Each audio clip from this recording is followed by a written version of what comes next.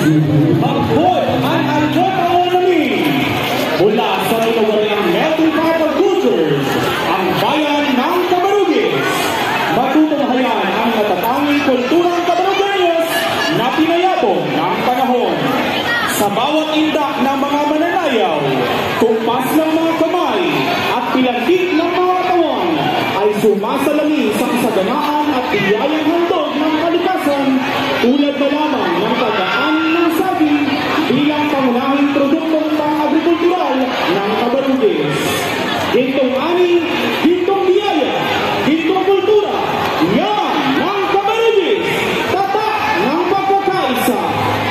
Pinagyamang kultura sa Camarugis nagmula mga aning sagana, handog para sa bawat isa, serbisyong tapat, alay para sa masa. Ating matutunghayan ay yung ilan mula sa pinagsamit pwersa ng mga butihing leaders mula sa provincial local government unit sa pangunan ng butihing gobernador, Honorable Davila Carlo E.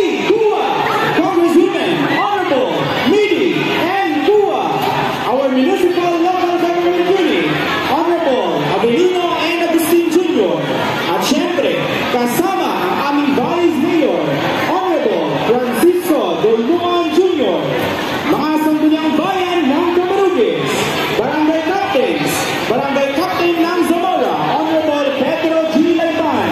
Bahagi rin sa tagumpay na ito ang mga educational leaders, Dr. Madeline L. Magaling, Schools Division Superintendent, ASDS, Ma'am Nelia Mabuti, Sir Sebastian Ignacio, and our Public Schools District Supervisor ng Camarugis, ang punong guro ng Quirino General High School,